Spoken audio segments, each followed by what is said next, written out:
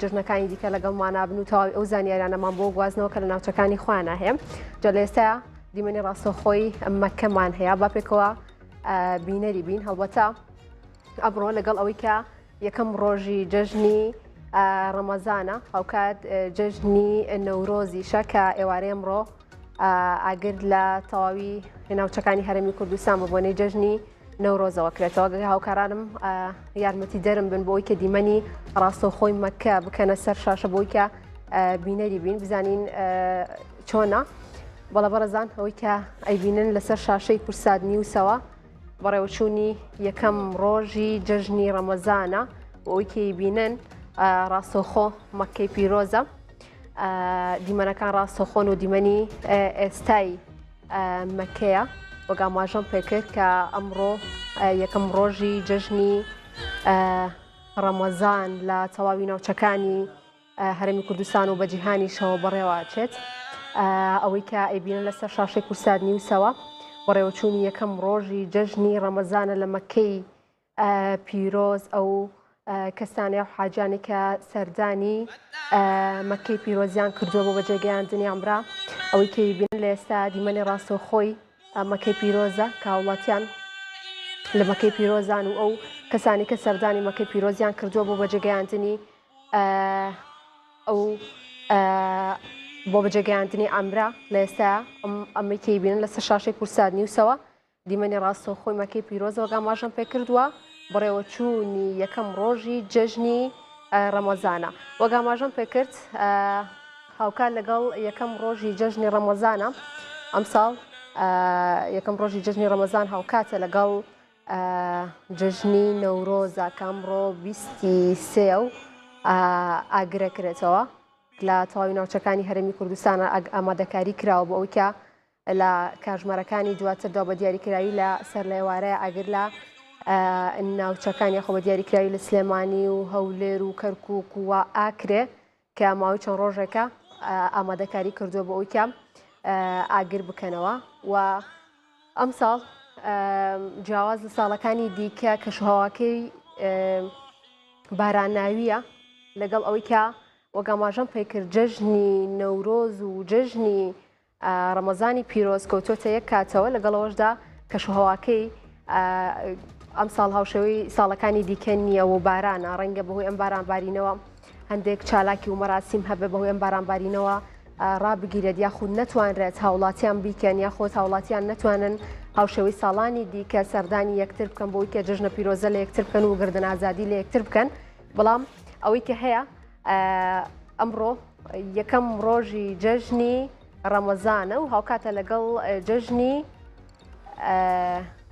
نەورۆزا بە هەمان شێوە. جا پامنێران مەرۆگاماژە پێکرد لە سەرەتاوە لەگەڵمان نابن بۆی کە تەواوی ئەو زانیاریانەمان بۆ بگوازنەوە کە لە ناوچەکانی خۆیانە هەیە. ئێمە ئێستا ڕووینە بۆ لای هاوکارم فەرهاد یەشار بۆ کە زانیاری زیاترمان باتە لەسەر بەڕێوەچوونی یەکەم ڕۆژی جەژنی ڕەمەزان کە ڕاستەوخۆ لە ئیستانبولەوە. فەرهاد لەگەڵمان نابێت. فەرهاد دێنە لای تۆ جژن پیرۆز بێ و جژنی نەورۆزیشت لە هەمان کاتا پیرۆز بێ و پێمان بڵێ لە ئیستانبول هاوڵاتیان چۆن یادی جەژنی ڕەمەزانەکەنەوە لە ئێستا. بله سپاس کن اجی جشن رمضان و جشن نوروزی یا گل کرد و هوای گل کردستانی پیروز دکم از نهال کو درمه نهال مزگفتا آیا صوفیا ما مزگفتا کن هم جبو مسلمانان هم جبو کریستیانان گل کی و گرینگا و سمبولیک ایرو جشن لوی دری خلق لوی دری نمیجی دکن جبر کن هوای کوی دبینن اف مزگفت آیا صوف بگی تعطیلاتی دبو لیدی سجی جبو روز جشنی و کنه ترکیه اف ایرو کت جشنی و وی سه روزا اف جشن بدومه و سه روز ده هر دوری تعطیلش بر یوجی چون هاتن بپره و متروبوس ترکیه بپرنش بر یوجی خلق سه روزا دکاره کدر دلیوانا بخوازه دکاره هر وی دری بگره تنه دنوا باجر دا ل اجبر کود نوا باجر استانبول او باجره که کو میلیونان گشتیر هر سال در دوره 20 میلیون گشتیر تیوی باجره دما روزین وقت جشنی جی سه روز جشن و تعطیل بو خلقی اجبر یوجی gelekî yani xalq digere û zarokên xwe hildigirin û digerin çin cihên geştiyarî wan dera hemiyan digerin û ji ber wê jî em dikarin bêjin cejn li Stenbolê û li Tirkiyeyê gelekî baş derbas be em dikarin lê terbî baş derbas bin hem aliyekî operasyon ew şerên rojnata navîn aliyekî din de jî di nava Tirkiyeyê jî em dikarin ya bêjin pêvajoya aştî heye di navbera PKK û hikûmeta Tirkiyeyê bo wê jî hemû peyamên siyasetmedarên Türk û yên siyasetmedarên Kurd jî li aliyê aştî da peyamê xwe parvekirin dixwastin ku ev aştiya ku niha di Tirkiyeyê pêkan e yani ew Tirkiye li berdewam e hetenî dawiyê wê bibe biçe hewl bidin ku ew alî hin alî hene dixwazin provokasyon bikin hin alî hene dixwazin ew aştî pêk neyê dibêje em hemû hewlên wana em ê vala derbixin û em ê vê aştiya ku niha di navbera Kurd û Tirkan da berdewam e wê hetenî dawiyê biçe ji ber wê jî niha ew hemû peyam li ser aştiyê ne û dixwazin ku ew êdî ew cejnê ku weke ev di sala şer di navbera PKK û Tirkiye yani leşkerên Tirkiyeyê de tune ji ber wê jî dibêjin ku ev 2 sale di vê derê şer tune û 2 sale weke cejnê ye ji ber wê jî em dixwazin ku ev cejna ku heye hetenî hetayî bidome bo wê jî ev peyam gelekî giringên bo pêvajoya aştî em dikarin viya bêjin. Ez dixwazim hinekî behsa vê mizgeftê bikim. Ev mizgeft wekî hûn zanin ev mizgeft beriya mizgefta Ayasofya bawayekî weke dêr hatibû avakirin piştî Osmaniyan Stenbolê bi dest xist ev mizgeft ev dêr kirine mizgeft û hîn jî nîşaneyan dêrê li ser yani sûretên Mesîh li ser dîwarên vê mizgeftê hene bo ku piştî ku Osmanî hilweşiya û Komara Tirkiye hata avakirin ev mizgeft wê çaxê girtin û kirine müze heta nîset salî zêtir ev mizgeft weke müze ma tenê xalq dihat vê derê weke müze bikar danî û nimêj têda qedexe bû piştî ku Serokkomar Recep Tayyip Erdogan 2022 da ev biryara müzebûna vê mizgeftê rakir û careke dinê kire mizgeft bo wê jî hem rojhilata nawerast hem jî aliyê Ewropayê gelekî deng vede serensera cîhanê ji ber ku ev mizgeft aliyekî ve bo Hristiyanan aliyekî ve de jî bo Müslümanan gelekî giring û sembolîk e îro jî piştî ku ev 2022 da bo weke mizgeft careke din dest pê kir û paşî jî piştî di sal şinda jî kete tadilatê wekî wîzan an vê derê derdorê min ew cihên ku tadilatê hîne berdewam e bendîne ku dibêjin ew tadilata ku niha hatiye dest pê kirin wê nîzik derdora 10 salî zêdetir bidome û tenê rojên cejniyan da rojên girîng te deriyê vê mizgeftê ve dibe û weke mizgeft xalq dikarin bêne vê derê têda nimêj bikin û wekî dinê tenê weke müze dîsa xalq dikare bê vê derê lê tenê rojên cejnan da ev deriyê vê mizgeftê ve dibe û xalq jî wekî hûn jî dibînin hezaran kes em dikarin bêjin li vê derê û vê mizgeftê da roja cejnê nimêja xwe dikin. بەڵێ فەرهاد جیاواز لە جژنی ڕەمەزان کە باسی لێوە کرد بۆ جژنی نەورۆز هیچ ئامادەکاریە کراوە؟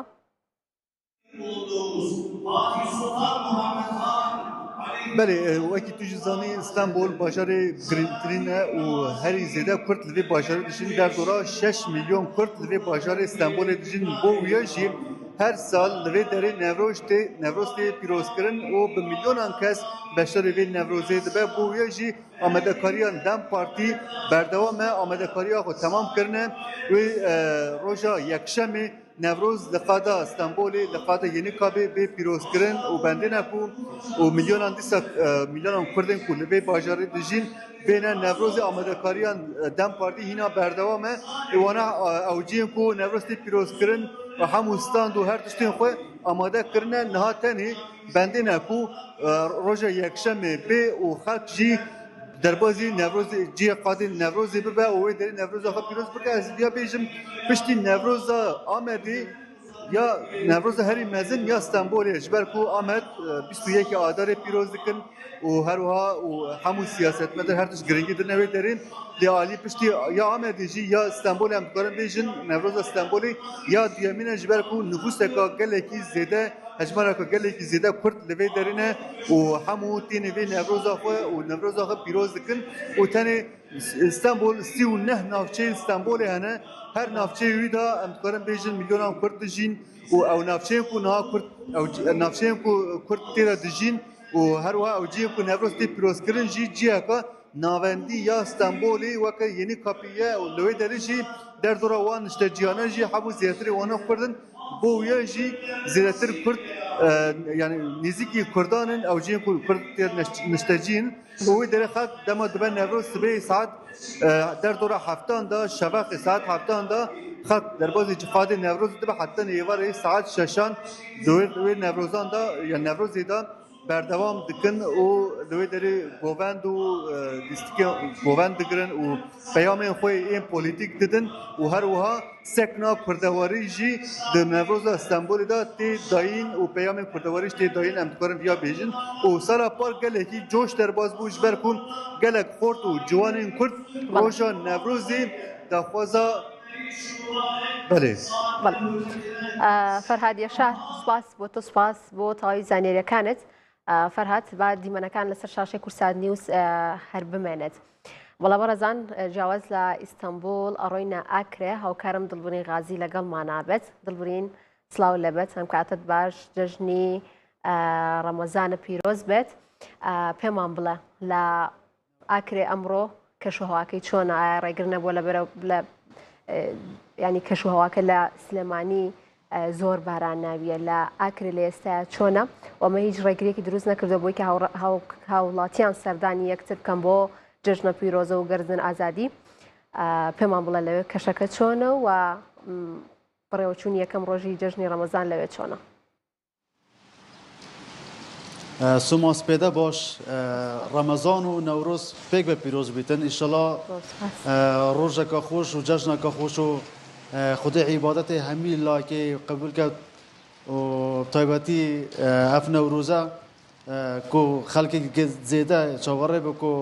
نەورۆزەکە جیاواز لێ مخابن هەم ji ber rewşa emniya deverê و hem jî ji ber baranbarînê yani pêşbînî ew in ku renge durûsahî rêve neçîtin ez ê vegerime babetê serekî ew ku te pisyar kirî cejna Remezanê hemî demên dema ku bi yêkem roja Remezanê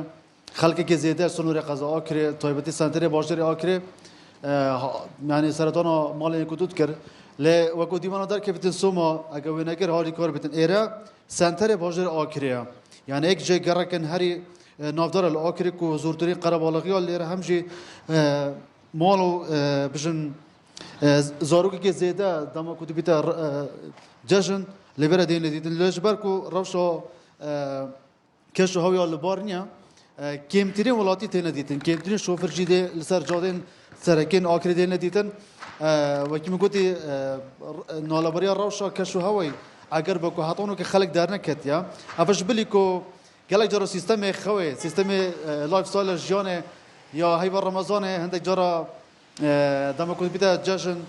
hindek pitiriya xelkî ew bername rojanê berî Remezanê û ku dibîte cejin hindekî te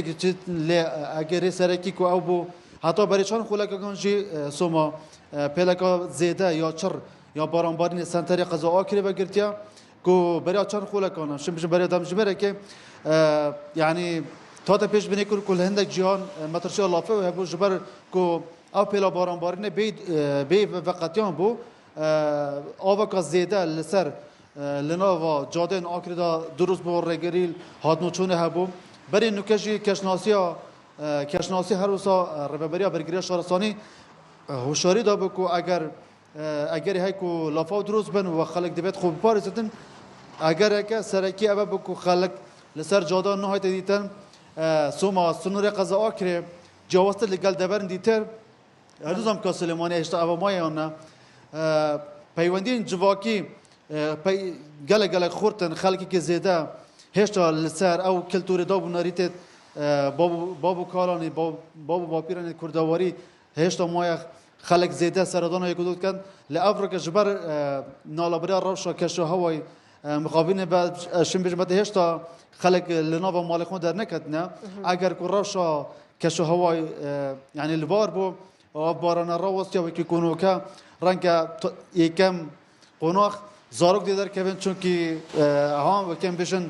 جشن يا زاروك او دي شوكولاتو شيرينايا خربكن پشترا اف بشم سردانات دي گرم گورتر بن لا وكو تيتا پیش بینی کرن اف پیلا بارانبارین دی چند روزا وکشیتن له نایت ازانی که از بحثی نوروز کم سوما افریقا چاوی همی جهانه تایبتی کردن هر چهار پارجا لسه نوروز آکریه لوا کو تیتا چاور کردن رنگ اوا کو پلان بهادی دانان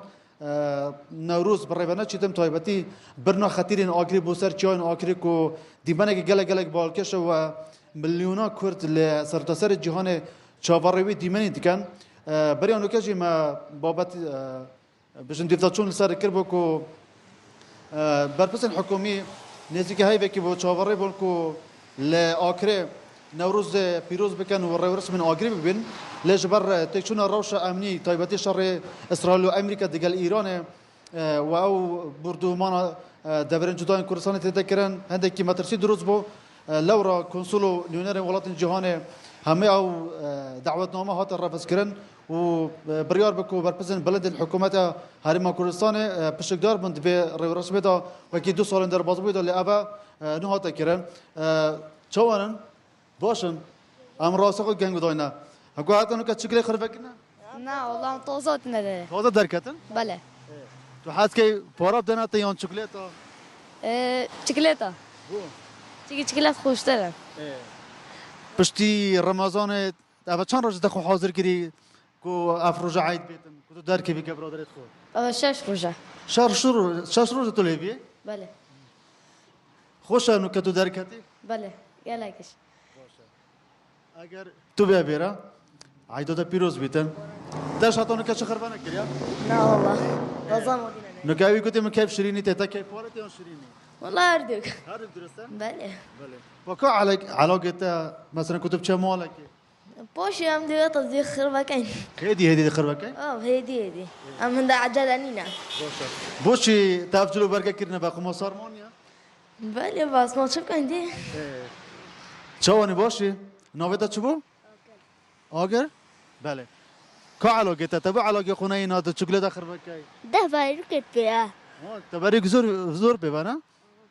نوکه اویش گوته من کیف شیرینی تش کیف شیرینی نه تا کیف فورای تید تو پیش بینی که افریقا تو چند فورای خرب بکی والله 30,000 اسمال بوم که دو چلو وارگیرم بس باران بونیه بهنده باشه ان شاء الله تیر عمر بن عیدان گخرا پیروز بیتن سوما او تدیتی تو سه زاره که بون سنتر باجر آکری ابا گرک آزادی هدی زارو که تنه داره خوشبونا کشو هوای نوچا که خوش به زارو کن و که من گویی تاکو سنور قضا آکری زاروک پیشی همیان درد که بنا مالا هم پارا خربت کن هم جی چکلیت و شور نهایان بله دلبرین اکری سپاس دلبرین غازی و ورا سپاس بۆ تۆ سپاس بۆ تەواوی زانیاریەکان کە ڕاستەخۆ لەگەڵ لە ئاکرێەوە لەگەڵمان نابوویت ئەلبەتە لە کاتەکانی دیکە گەڕێنەوە بۆ لای دڵبرین بۆی کە زانیاری زیاترمان پێ بە لە ئاکرێەوە ئەڕۆینە قامیشلۆ هاوکارم دارا بەرەکات لەگەڵمان ئابێت بزانین لە قامیشلۆ چۆن یەکەم ڕۆژی جژنی ڕەمەزان بەڕێوەچێت دارا دێنە لای تۆ زانیاریەکان لای تۆ لەسەر ئەم بابەتە جژنی شت پیرۆز بێت. بله روش باش جشن تجی پیروز به یعنی وقتشون رسم جشنی روزا یکم د هریم روزاوای کردستان پیشتی لمیجا جشنی خلق سردان کردستان اندکن و بالتایبت کردستان شهیدان یینگو او کسی یینگو بدلین پر گراندانه جبوگو اف هریم بیا پاراستن و سر ایریش سر بیا راوستاندن لفل خلق هجمالا کمزن وکون پشمد بین ولاتی تین سردان آوان کردستان دکن و فاتحیان سروان مریم خود خوینن یینگو او کسی یینگو بلک بدل دانش بوگو ام بیت سروی که با اخوان کسی کلگر من اوجی دسپیک تبخیر هاتی تلفزیونا کل ساته وكاليو رسمك عاداتك جهريمي جو سردانا كردستان شهيداتي كلن اف شهيدين ينجو قال لك بدل وقرباني دانش بوغو هريمه ما بيه باراسن وكا كسايته كيش باجار قامشلو دوي ججنا رمضان بيروس وسبيجي ججنا نوروزي بياما تشيه مساجا تشيه رساله تشيه شخوش جبو که گلمه روجاوا 14-15 سال راستی يعني همو ججنه ما سرکت دسپیکا ام ججنه پیروز کن جبر ارتشک شهید الگلمه چه بونه هر گورستانه که ما 1000 شهید تید هنه او صد دیار بشوت دیار دن گورستان شهیدا بی ام ججنا دی و با و خوشکو برای خو بکن دسپیکم بری خودن گورستان شهیدا جبر گور شهید او هنک رومت ما پاراسن شهید هنک نرخ ما پاراسن شهید ای گلمه پاراسن شهید ای هنك دسكفتي جبو ما شكرن جبو فيك جمع هري بنرخ هري جرام بها هري ام دن سلاف دسبيك ددني هري ام دسبيك درن ججنان بيروز كن ام دش سر گورستان شهيد ام جوان بيجن ججناو بيروز بو وكا ولاتي كيش باجاري قامشلو هريم دقوناغني بد حساس در باس بو هيوي اميد تچنه دوي ججنا رمضان بيروز ده شو مو گلی کرد لروجاوا و همان هر چار پرچه کردستانی جیانی گلی کی آشتی خوازه گلی کی شرنا خوازه و همو کومکجی تایبت و هیوا آداره ده هیوا قمتی دانا جیان کن و هر دو ججنه مج آنا تید ججنا رمضان و ججنا آنا روزی جگ سبب پیروز و اما گلی کرد آشتی خواز شرنا خوازن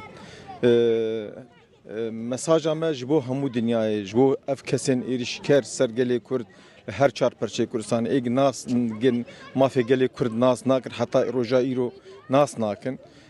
ام دویجن ام کارن پورجیام بکن هگر اون آشتی خواز من ام کارن پورجیام بکن هر یک سر مافی خوجیام که زمانی خو به اولا خود هرمی ده هر کس هک پشکی دموکراسی الهرمی پشکی چه بیم کارم پفدور جام بکن ایدیم بجه شر بس افقاس کشتی افقاس شهیدن روجاوات تنه 15,000-20,000 شهید در باس بو ام بجن ایدی بس جدروی مکمگو روجا مها داره ده و کومکجی ده کردستانی چه بون حلب چه و همو کومکجی چه بون جبو گلی کرد ام دبیجن برا روزن پیش روزامه روزنی خوش بن ججنی آزادیه بن ایدی ام هنک وان کلو ایشو آزاری خوش بیر بکن ام کیف خوشی جام بکن هگلی هرمیر و هم گو کردجی ام یکتیا خو ام بو سوق بانگ کی جبو گلی می قربان کن ایدی ام یکتیا چه کی بی یکتیا آزادیته ام ججنات بيروز كم برايم جي بيشتغل دسبيك ججنات بيروز به ان شاء الله ولو ججنا سركفتني وخوشيه وخيري به وكا كساتك كل جباجاري قامشلو بياما تتشيه مساجا تتشيه دوي روجا كم ججنا رمضان بيروز زاني تشاو روجا يكمين حتى انا كا يعني كرد برخداني دنا يعني أو برخدانة هاني دائما يعني إنجامي ناجحا إن شاء الله تعالى خاصة روجافاد دور 14 سالة مجيان كري شهيد مقالك داني نبرين داري مقالك هني يعني ام هيفي بونغو انه ام قابن بيشتر باوشن لكن نتيجه اخانات اقو مرهات كرن هنا كيوي خيانات كاري مانكي الباش خست لكن او باش كسنا هاني نابس مدى صدام اقو انه امرون داش كاري خبردن امي ان شاء الله ببيش دي قابن بيشتر باوشن يعني او شاشتي قو شيبون ام راس بكن وان شاء الله او كيماني قو شيبون جي بو صدام قو يكيتيا كرد شيبو هر شهر برشي كردستاني والدنيا تبي ان شاء الله ام اوي يكيتيا هاني پیروز دکن و سلاو ما لهمی يعني سروكن كردستاني هرشا برشا لتبع دكن بيجو أزنا بيجم يعني شرفك مزنبو قولوا لطنشتا ملاتي رجافا سكني بشغريا مكرن وام سوز دن انه ام سر شوبا شهيد خوبن وام شوبا شهيد خو مبارزن حتى داوي ان شاء الله بسر كفتن ملاتي مره حتى داوي ان شاء الله ام سباسيات تكون ججنا يعني الفيل براستيجي الهرم الرجافاي كردستاني يعني هن كس غمجين براسي بشي وان سمهي زحمت قول سر هرم الدرباس بوجالي كي إريشة بوجالي كي تاستا ديل هنا قرباني هنا خلق بهيفينا قو روجين بيش نوروزين بي ججن به خیر و خوشی به سر توایا هریم سر همو پیکاتین دوری کو کارم به دور جیان بکن کارم ولاته کی آرام و آزاد آوا بکن سوریه کدی مقدار گو هر کس ده خودی ماف به بله دارە بەرەکات سوپاس بۆ تۆ سوپاس بۆ تەواوی زانیاریەکانت بەڵێ بەڕێزان لە قامیشلەوە ڕۆینە کەرکووک کاوکارم کاروان حەمل لەگەڵمانە بێت کاروان سڵاو لەبێت بانیت باش جژنی نەورۆز و جژنی ڕەمەزانە پیرۆز بێت پێمان بڵێ کەمڕۆ یەکەم ڕۆژی جژنی ڕەمەزانە لە کەرکووک ئەم ڕۆژە یاخود جژنی ڕەمەزان چۆن بەڕێواچێت و لەگەڵەوەژا کەشوهەواکەیەوەنی کە لە دیمەنەکانە بینم لە ئێستا کەشوهەواکەی باشە ئەنی بارانبارین وەستاوە و ئەم کەشوهەوای هیچ ڕێگر نەبووە لەسەرەوەی کە هاوڵاتیان بڕۆن سەردانی یەکتر بکەن جژنە پیرۆزە لە یەکتر بکەن و گەردن ئازادی لە یەکتر بکەن. سۆما خۆشبەختانە لەگەڵ نوێژی بەیانیە کەشوهەوای کەرکووک تاکو ئێستا کەشوهەوایەکی خۆشە ئەنی باران وەستاوە. من لە گەڕەکێکم لە کەرکووک گەڕەکی شۆرجا ئەم گەڕەکە بەڕاستی دیمەنە کۆنەکان بیری هاوڵاتیانی هەرێمی کوردستان هێنێتەوە ینی ئەم دیمەنانە ببینن ئەمە هاوڵاتیانی ئەم گەڕەکەن بە تێکڕا ئەگەڕێن و دراوسەکانیان بەسەرەکەنەوە جەژنە پیرۆزە و گەردن ئازادی لێ بکەن. من لە کاکزایر و دەستپێکم کاکزایرم هاوڕێکی خۆمانە هەم ڕۆژنامەنووسێ کاکزایر سڵاو لێبێ ساڵانام نەریتە لە ئێوە پارێزراوە ئەم ساڵ چۆن یاتان کردەوە و تا چەند گەردن ئازادی و جەژنە پیرۆزە لە یەکتر دەکەن. سەرەتا بەخێر بێن جەژنی ڕەمەزان و نەورۆز پیرۆزەکەم لە هەموو گەلی کوردی وادارم هەمیشە لە خۆشی و شادیدا بن. بەڵێ من بە بیرۆری خۆم لەم گەڕەکەم یعنی ئەم گەڕەکە لە خۆشی و ناخۆشیە هەر پێکەوە بوونە و جەژنانان دەبینین وەکو بەچاو خۆتان دەبینین هەموو جەژنێک ئەم نەریتە باوە یعنی پیاوانی گەڕەک و گەنجانی گەڕەک کۆ دەبنەوە جەژنە پیرۆزە سەردانی ماڵەکان دەکەن و لە دوای پیاوانێتە ژنان ئەوانش کۆ دەبنەوە ئەوانش بەهەمان شێوە ئێمە جەژنە پیرۆزە لە یەکتری دەکەن. کاڵ جاسڵاو لێبێ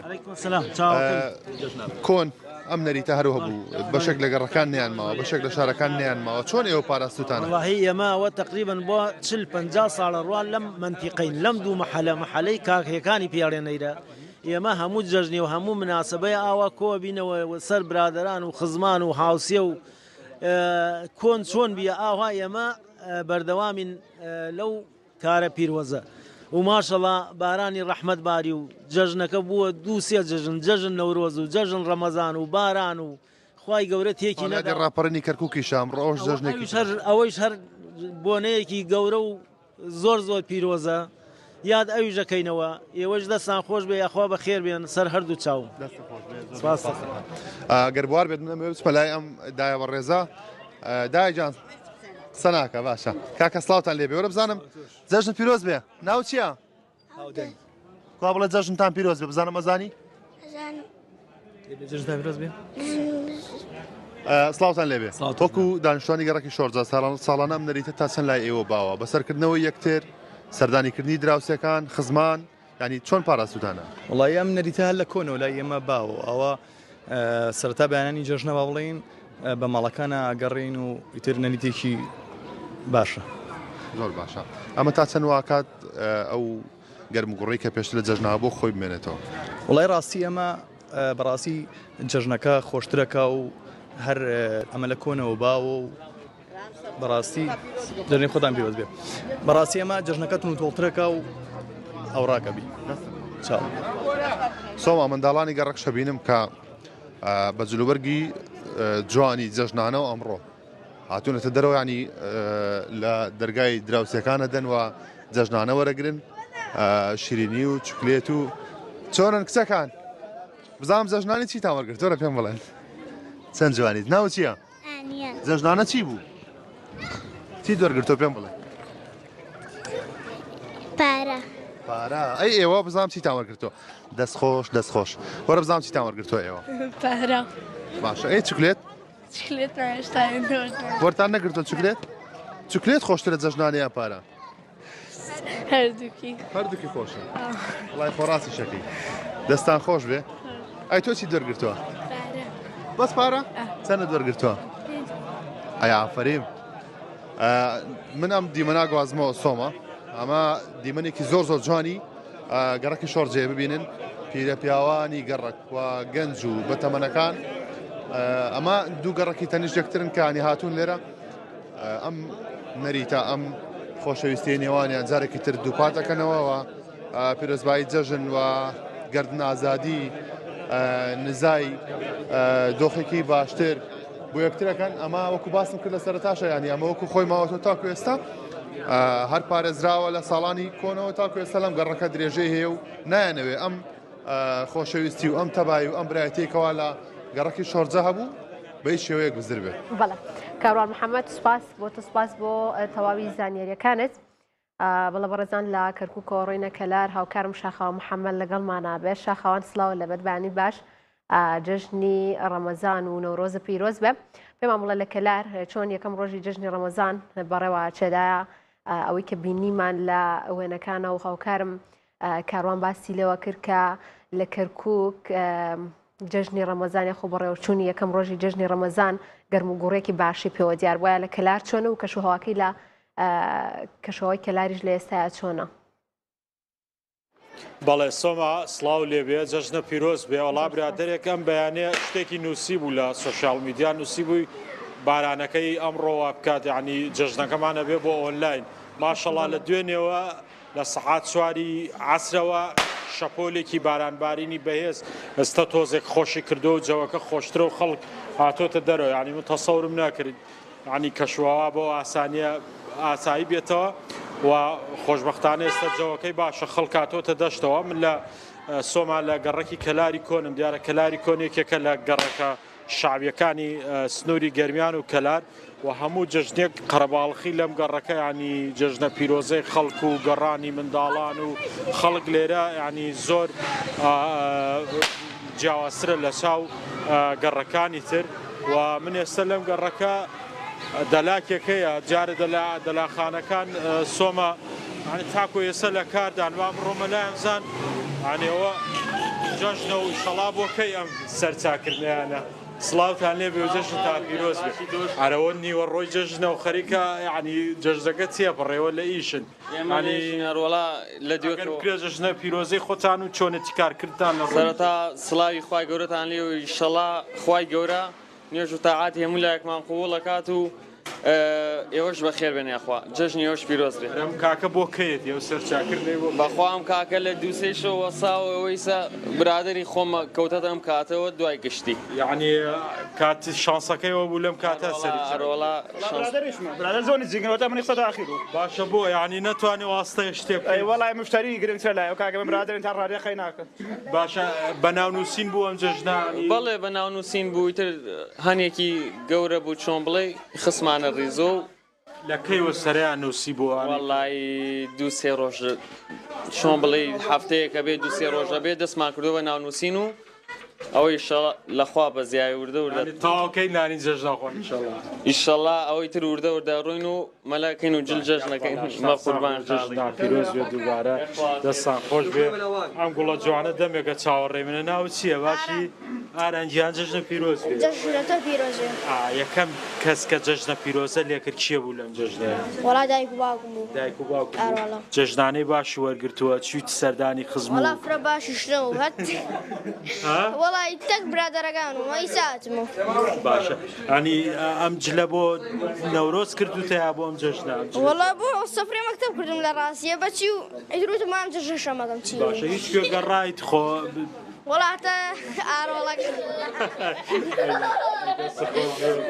دەستە خۆش ئادەی خڕەجان تۆڕەڵێ چی ئەدەی جەژنە پیرۆزەی خۆت بگەێنە بە چیە جەژنە پیرۆزەکەی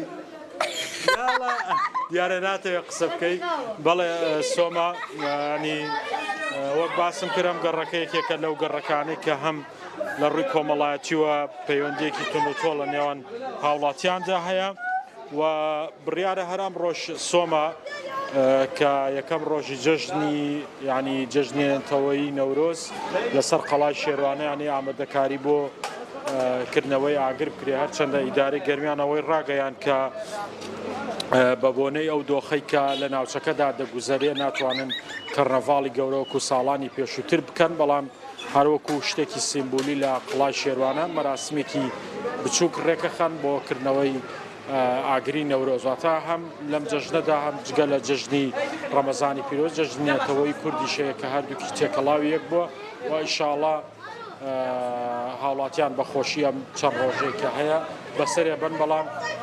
شارەزایانی کەشناسیش باسەوەکەن کە ئەم هەفتەیە بەردەوام بارانە بێ چاو هاوڵاتیانش کە ئەستە دەرەوە ینی ئاگان لە کەشوهەوا بێ و بزانن زانێرەکانی کەشەوە چێ بۆی بتوانن کە چوونە دەرەوە بتوانن بە خۆشی ڕۆژانی جەژنی نەورۆز بەسەر برن لە سەیرانگا و شوێنە گشتەکاندا. شاخەوە محەممەد سوپاس بۆ تۆ سوپاس بۆ تەواوی زانێریەکانت. بەڵە بەڕێزان لە کەلارەوە ڕۆینە دهۆ کاوکارم شیروان خەزەر لەگەڵمانە بێ. شیروان سلااو لە بەبانیت باش جەژنی ڕەمەزان و نەورۆز پیرۆز بێ پێمان بڵێ لە دهۆ کەشواکەی چۆنە و چۆن یەکەم ڕۆژی جەژنی ڕەمەزان لە دهۆک بەڕێوە چێت. بەێ سۆمە جژنەوە و تەوا بینە لە کوردستان پیرۆز بێت هەربات نها ئەم گوندێ بەرێ بەهارێنە کەشەکە بارانیە لێ سوپاس بۆ خودت ویدامیدا بەرێ بەهاری بچەکێ کەشە خۆش بە خەلەژی وەکو تاما ساڵێن بەرێ جژنێت گەڕیانی وەکو دیار خەڵکی گوندی لێ خرف بینە چەندە هەندە کۆلان ژێگەلە قوڵ تەقن نەشیم چنێ کۆلانی دژی گەلە باشنەوە هەندە کەس گەلمەهێنە سومەم وەرگرم مامۆستا عەبدوڕەحیم مامۆستا دەمباش جەژنا پیرۆز بیت. گەلک خێراتێن جەژنەواژی پیرۆز بیت خێرە خۆشیان دابن. گەلک سپاس مامۆستا گەرمە بەحث بکەیت چەند خۆشە ینی خەڵکی گوندی هەمی پێک بە جەژنی بگەڕێت ئەوەش ڕووی کۆمەڵاتیش خۆشفێش ڕووی دینی بە چاو بوومە بەحث بکەن. دەستپێکی احتیمالە دوعایت زارۆکایت قبیل بووین حەز کرا دو ساعتە بۆران نەیەن و کە بۆران نایەتن یا ڕاستیایە. بيجين ذلك ما يعظم شعائر الله فإنها من تقوى القلوب. بابت ججن ودفما فاجي هر عبادتك دو وقت ميتين وقت رمضان تتأدا كرن وقت حج تتأدا كرن دو عيد بشتواتين اف عيد بوچنا اف ججن بوچنا بو هندنا كو مروواینی پیدا بیت کو کیف پیدا بیتن دلخوشی پیدا بیتن مرو ولی کدوب گرنجن سردانای کدوب بکن دفمل بری بهار ام سپیدا ججن همیل مزگفت حاضر بین ام گوداریا خود بیت کین چینه دسته کدو تشته که پیگوت خوین و پاش کتی ناف گندید گرین بس این بینن بارانه و تقنه و گلک کولانت میشتا نهاتینا غیر کنا نهاتینا صاب کرن ام مجبورین دیوان جهات چین اوید کوم شین لیب گرین ما اوید که وادانای کوم صاب گرین سپاس مامۆستا هەموو تو جژن خوش بن ئەگەر دەرفەت هەبێت ئەچم هەندێک هاوڵاتیان دوور وەرگرم باشم برا عیدا پیرۆز سەرسەرم مامۆستا عیدا پیرۆز وینگەلا بخێراتن سەرسەرم سەرچاو تو وەکو سترۆمبێژێکی ئاینی vê rojê de bite çend xweşe tu li gel xelkê gundê xwe digerî بور بکە طبعا gelek xweşe çinkî cejin ek şairî dîniye vê berz û bilim bêta ragirtin û taygî tu nav kes karê xwe dabî mirovê xwe dabî xweşek hadiyayî bi rastî jî Başa de bima bo bînerên Kursa News pîçeke straneka aynî Kani Muhammed Mustafa Kani Şefii pir vefa Kani Muhammed Mustafa Kani Muhammed Mustafa Kani ya sıdku sefa Kani Muhammed Mustafa Kani Şefii pir vefa Kani Muhammed Mustafa Kani Muhammed Mustafa زۆر سپاس هەرابێت بەێ سۆمە نەوە ئەف خەڵکی گوندی پێک بات یعنی الڤێرێ کۆمەکە خەڵکی گوندی بەربار وەکو مامۆستایشدا دیارکردن و پشتی نوێژە جەژنێل جیهەکی کۆم ماڵە مختاری کۆ بن تشتا عیدێت خۆم پشتی خەڵک پێ یعنی ئەوسا بەردەرێ ماڵا کۆن بن هەرێک چکلێتت خوێند و وەکی دژی خەڵکی گوندی پێک ماڵات گەڕێن بێکی بژ پتریا دەڤرە ئەڤە هەبوو لێ ئەڤرش بەر ڕەوشە بارانی و ویکەژی پتریا جها ئەڤە برێناش پتر گوندێ بەر بەهاری بڕێت سۆما شیروان خەدەر سوپاس بۆ تۆ سوپاس بۆ تەواوی زانێرەکانت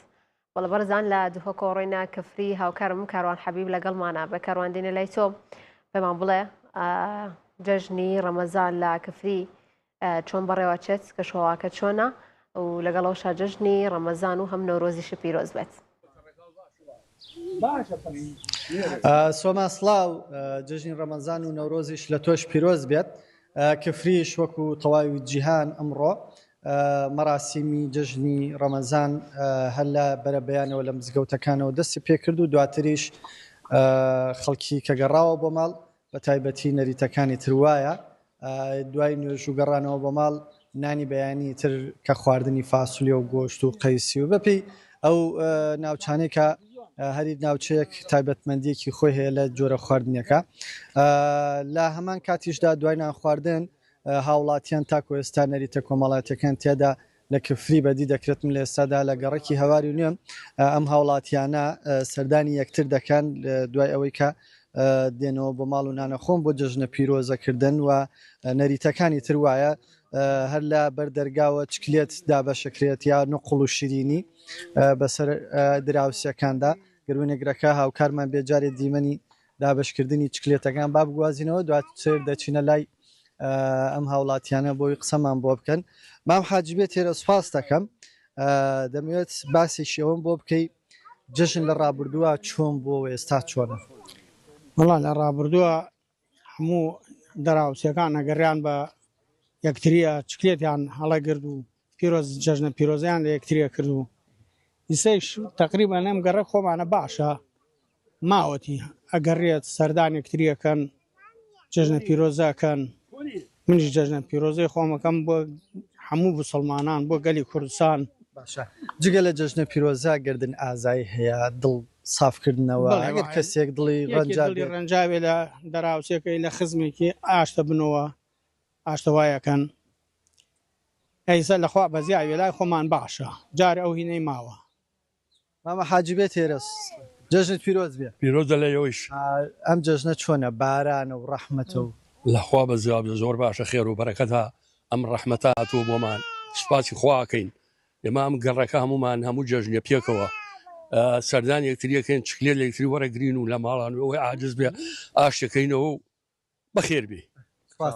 جژتان هەر پیرۆز بێ ماوەسا بێتە ئێرە محەممەد چۆنی سەلامەت بیا خوا لە تۆش کچی خۆتە کچی خۆم هەناسە یا ڕەبی هەناسەتان هەر بەردەوام و پاک و جوان بێ جژنە پیرۆزە لە چیەکەی لە تەواوی مسلمانان جژنە پیرۆزەی خۆم ڕاگەێنم هیوادارم نوێژ و ڕۆژووی تاعاتی هەموو لایە قبول بێ ئینشاءڵڵا هەمیشە لە جژن نابن هیوادارم هیچ کاتێ هیچ ئەم کچە ماشەڵا زۆر عەجوولە چۆنی جژن پیرۆز بێ قسەکە دەی بۆمان سۆما ئەگەر بکرێت ئەم هەوڵە مامۆستا بێت ئێرە سوپاسە دەکەم دەمێت یەک شتێکمان بۆ بڵێ حەز ناکات دەرکەوێت سۆما بە شێوەی گشتی وەکو باسم کرد لە کفری نەریتە کۆمەڵایەتیەکان وەکو خۆی تا ڕادەیەکی زۆر ماوە سەردانی هاو دراوسەکان و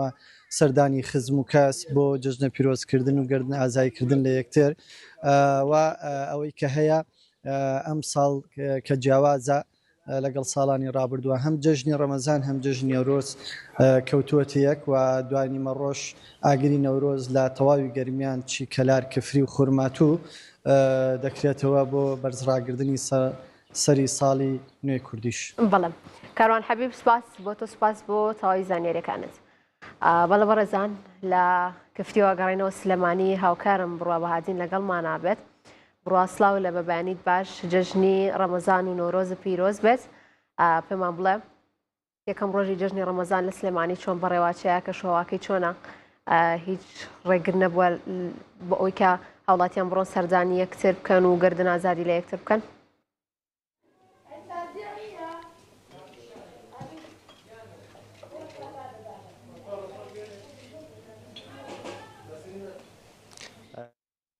لێ بێت هەردوو جەژنەکە لە تۆ لە بینەرانیش پیرۆز بێت وەڵاهی لە سلێمانی ینی بەهۆی ئەو بارانبارینە بەخوڕی کە هەیە ینی کەمێک ڕێگری کردووە لەوەی کە هاوڵاتیان ینی بچێتە نێوگەڕەکەکان و بە نێوگەڕەکانە وەکو ساڵانی ڕابردوو بگەڕن بەڵام ئێستا لە شوێنێکی جیاوازم سۆما ئێرە ماڵی بە ساڵاچوانە هەموو ساڵێک لێرە چەندین چالاکی جیاواز بۆ ئەم بە ساڵاچوانە ئەنجام دەدرێت بۆەوەی کە ینی کەشێکی جیاوازیان لەلا دروست بکەن هەڵبەت بەداخۆ ناتوانین کە دەموچایی بە ساڵاچوانەکان پیشانبین بووی کە بتوانین بە تەواوی دیمەنەکانتان بۆ بگوازینەوە بەڵام کاک زەردەش محەبەتم لەگەڵاکە و لێ پرساوی کاریگەڕی ماڵی بە ساڵاچوانە هەندێک زانیاری لەو وەردەگرم کاک زەردەشیان سڵاو لێبێ سڵاو لە بەڕێستان ئێوە بە گشتی ینی لە یەکەم ڕۆژی جەژنە چیتان کردو بۆ بە ساڵاچوانە و چی لێرە بەڕێواچێت سەرەتا بە خێراتتان دەکەم و پیرۆزبایی هەردوو جەژنەکە لە ئێوەی بەڕێز و بینەرانی خۆشەویست و بە تایبەت بە ساڵاچوانی ئازیز دەکەین کە ئێمە هەموو کات لە خزمەت ئەوان داین دیار ئێرە وەک هەموو ماڵێکە ینی وەکو فەرمانگەیەک نا وەکو هەموو ماڵێکە چۆن لە هەموو ماڵێک جەژن دەکرێت و ئامادەکاری دەکرێت چۆن لە مانگی ڕەمەزان پاشێو دەکرا و فتار دەکرا و نوێژ و تاعەتی تیاکرا ئێرەش بە هەمان شێوە وە بۆ جەژنەکەش بە هەمان شێوە ئێمە وەک فەرمانبەرانی ماڵی بە ساڵاتچوان لە هەموو جەژنەکانە دەتوانم بڵێم لە زۆربەی جەژنەکانە جەژنمان لەگەڵ کەس و کار و مناڵەکانی خۆمان نەکردووە بەهۆی ئەوەی کێمە لێرە هەم ئێرە شوێنەکە بۆ خزمەتی کەرتی گشتی و هەمیش شوێنەکە بۆ برەودان بە ڕۆحی خۆبەخشی بۆ گیانی خۆبەخشی ئێمە بەردەوام هەموو جەژنەکان لێرەین ئامادەکاریان بۆ دەکەین جیاواز لە هەوڵە دەین لە هەر مناسبێک بۆ مناسبێشتر یان لە هەر بۆنێک بۆ بۆنێشتر جیاوازیەک هەبێ بۆی کە بە ساڵاتچوان بێتاقەت نەبن وا هەستکەن کە لە ناو ماڵ و کەسوکاری خۆیاندان ئێمەش هەمیشە وەکو کەسوکاری خۆیان مامەڵیان لەگەڵ دەکەین بۆ هەموو جەژنەکانیش لە زۆربەی جەژنەکان بەڕێز جەنابی وەزیر یاخود ئێستا ئەمڕۆ بەڕێز بەڕێوەبەری گشتی لێرە یاخود بەڕێوەبەری چادری کۆمەڵاتی ئامادەیە بێەوە بەڕێوەبەری ماڵی بە ساڵاتچوان و ستافی ماڵی بە ساڵاتچوان لە هەموو بۆنەکانە ئێمە لێرە لەگەڵ بە ساڵاتچوانی ئازیز دەوەستین. باشە ماشەڵڵا بینیم خوانێکی نایابتان بۆ ئامادەکردبوون خوانەکەی ئەمڕۆ جیاوازی هەیە لەگەڵ ڕۆژانی دیکە بەڵێ خۆی خوانی ئەمڕۆ جەژنە لە هەموو جەژنێک ئەمە خۆ دەزانی هەردوو کە قەل و قەیسی ئیتر دەبتە ینی ڕازانەوەی سفرەکانی جەژن ئێمە لە هەر سێ ڕۆژی جەژن خواردنی تایبەتیان بۆ دروستەکەین ڕۆژی یەکەم ئێستا ئەمڕۆ قەلە بەیانی قۆزیە دوو ڕۆژێکیکە ماسیە ئیتر ئەوە ڕۆژانی جەژن هەرچەند ڕۆژەکانی تریش خواردنی زۆر باشیان هەیە بەڵام لە ڕۆژانی جەژن هەوڵە دەین جیاوازتر بێ زۆر باشە چی دیکە لێرە بەڕێوەچێ بۆ بە ساڵاتچوان بە تایبەت بووی کە ئەم ڕۆژیان جیاواز بێت لە ڕۆژەکانی دیکە بڵێ ئێمە چۆن لە مانگی ڕەمەزان لە کات دوای فتارکردنەوە دوای ئێوارە خوانەکان یان قورئانی پیرۆز یاخود مەولود نامەمان بۆ دەخوێنەوە یاخود مناسبەیەکمان بۆ دەکردن ئیتر لە ڕۆژانی جەژنیش بە هەمان شێوە چونکە ئەمڕۆ دوو جەژنە هەم جەژنی ئاینی هەم جەژنی نیشتیمانی هەوڵ دەین ئێمە خۆمان هەوڵ دەین بزانین پیرەکان بەچی دڵخۆش دەبن ئەنی ئێساگە بەهۆی باران و کەشەوانە بە ئەمە لە یەک دوو ڕۆژدا و گەشت و سەیرانمان بۆ ڕێک دەخستن بەڵام هەم بارودۆخی ئەمنی و ئیتر ئەو شەڕە ناچاری کە سەپاوە بەسەر ناوچەکەیە هەم بەهۆی کەشوها و بارانەوە ڕەنگە نتوانین لەو هەفتەیە گەشتیان بۆ ئەنجام بدەین بەڵام لە هەفتەکانی داهات و گەشتیان بۆ ئەنجام بدەین دەیان بینە دەرەوە ئەوان بەچی دڵخۆش بن ئێمە ئەویان بۆ دەکەین زۆرێکێشە زۆر سپاسەکە ممنون هەڵبەت سۆمە هەموو ساڵێکدا جەژنی مانگی ڕەمەزانە لە نەورۆزە لە جەژنی قوربانە لە سەرجەم بوونەکانە ماڵی بە ساڵاتچوان لێرە چەندین چالاکی جۆرە و جۆر بۆ بە ساڵاتچوان ئەنجام دەدات بۆی کە ینی هەست بە بوونی ئەو بۆنانە بکەن و بێزار نەبن و لەگەڵەوانشدا چەندین چالاکی دیکان بۆ ئەنجام دەدەن لە ڕۆژانی داهاتوودا بەڵام بڕۆبادین سپاس بۆ تۆ سپاس بۆ ئەم میوانەکەشت و سپاس بۆ تەواوی هاوکارانی دیکەشم کە لە تەواوی ناوچە جیاوازەکانەوە لەگەڵمان نابوون و بەڕێوەچوون یەکەم ڕۆژی جەژنی ڕەمەزانیان بۆ گواستینەوە ئێمە لە کاژمێرەکانی دیکەوە بە دیاریکراوی لە کاژمێردا ئەگەڕێنەوە بۆلاتان بۆی کە زانیاری زیاترتان لەسەر بەڕێوەچوونی یەکەم ڕۆژی جەژنی ڕەمەزان بۆ گوازینەوە هەر شاد بن.